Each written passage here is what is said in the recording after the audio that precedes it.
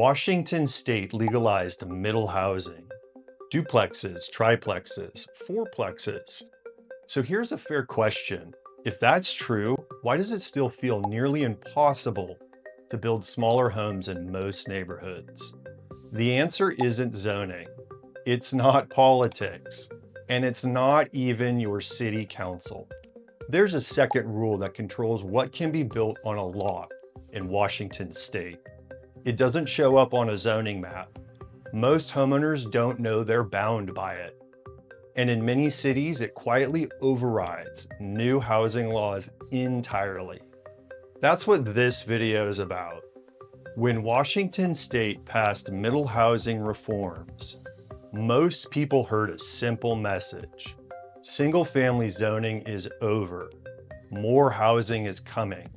Neighborhoods will gently scale up. And on paper, that's true. Cities updated their codes, maps changed, permits technically now allow more units on a lot. So homeowners, buyers, and even a lot of real estate agents assumed if zoning allows it, it can be built. That assumption is where people get into trouble, because public zoning is only half the story. Most people understand one thing correctly. If you live in an HOA, the HOA can restrict what you build. That part isn't surprising. But here's the part nobody realizes. A lot of older neighborhoods have no HOA at all, and yet they still have private enforceable restrictions that limit a property to one single family home. These aren't city rules. They aren't zoning. They're private legal agreements recorded decades ago that still run with the land. So even if the city says, sure, you can build a duplex, a private restriction still might say, nope, one home per lot. And that's why people get blindsided. Here's what makes this tricky. These restrictions don't show up on the zoning map. They usually don't show up on a city's permit portal. They're not always obvious in an MLS listing. They're often buried in a deed, a recorded plat, a title report, or old CC&Rs filed against a subdivision. And the language isn't standardized. One property might say single-family residence only. Another might say one dwelling unit per lot. Another might have legal language that's vague enough that two attorneys could interpret it differently. So a homeowner or a builder reads it and thinks, I'm okay, but I think is not a plan when you're spending hundreds of thousands of dollars. Now here's the part that really matters. Even if the city issues you a permit under the new laws, your neighborhood could still sue you in civil court for violating a private covenant. Let me say that again, because this is where a lot of people get surprised. You can be legal with the city and still end up in court with your neighbors. The city has no liability. The state has no liability. And you're suddenly defending your project you thought was allowed. This is one of the biggest reasons why many experienced builders avoid these lots completely. Even if the zoning says yes, the risk profile can still be a no. And I want to say this carefully, because I'm not here to dunk on anyone. I meet real estate agents all the time who don't understand how common this is. I've heard of agents who own property themselves and are moving forward with an ADU or a cottage, and they don't realize they could end up in a civil dispute because of a restriction buried in their title documents. Not because they're careless, but because these documents are old. The language can be dense and no one teaches this stuff at scale. So yes, some people in real estate and development know this, but the general public usually has no clue. At this point, someone always asks, why didn't the state just fix this?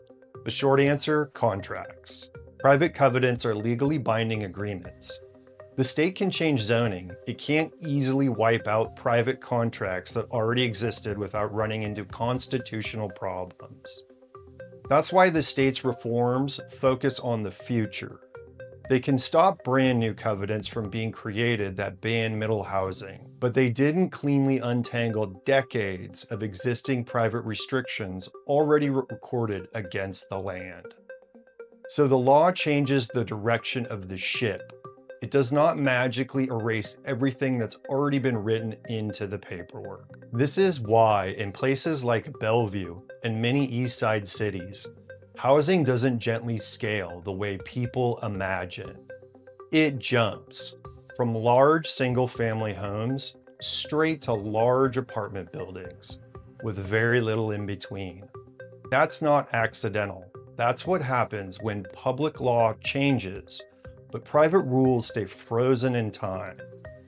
And once you've seen that, a lot of housing debate suddenly makes more sense. If you're a homeowner, this matters for one big reason. Your property value and your options depend on what you can actually do with your lot, not what the headlines say you can do. A lot of people hear middle housing is legal now and assume my property can be developed. Sometimes that's true, but sometimes a private restriction blocks it completely, or the restriction is vague enough that you're taking on a serious legal risk by testing it. And the worst outcome is finding this out after you've already started spending money. If you're a buyer, this matters because it explains why starter homes don't just appear overnight. A lot of buyers hear Washington legalized duplexes and fourplexes and assume smaller homes will finally get built in great neighborhoods. But private restrictions can quietly prevent this supply from ever showing up in places buyers want it most. So if you're shopping with a long-term plan, like building an ADU later, adding a detached cottage, converting to a duplex, buying with a future development angle, you can't just look at zoning. You need to understand whether the land has private restrictions sitting in the background. In my Bellevue Seattle 2.0 video, I talk about zoning, infrastructure, and political resistance. This is the quiet fourth force. It doesn't make headlines. It doesn't show up on maps, but it shapes what actually gets built. And it's the reason I keep saying this. Zoning is not the finish line. Zoning is the starting point. So here's my ask. If you're a homeowner in Washington State and you've wondered, what could I actually do with my property? Don't guess, because not all developers have the same business model, and not all lots have the same real development potential. The difference between an average offer and a great outcome often comes down to understanding your property's highest and best use and matching it to the right buyer.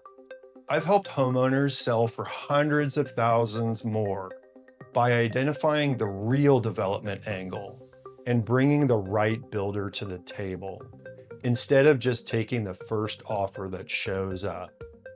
If you want, I'll walk you through what applies to your lot, what the city allows, what private restrictions might exist, and what means for your options.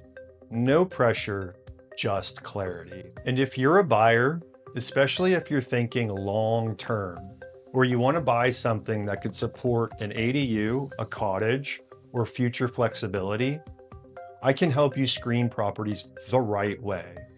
Not just what does zoning allow, but what can you realistically build without stepping into a legal mess?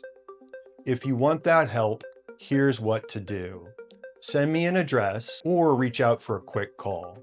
I can help you understand the real rules that apply to your specific lot and how to make decisions with your eyes open. Because the headlines don't build houses, the details do. And if you want to navigate this smart, I'm here.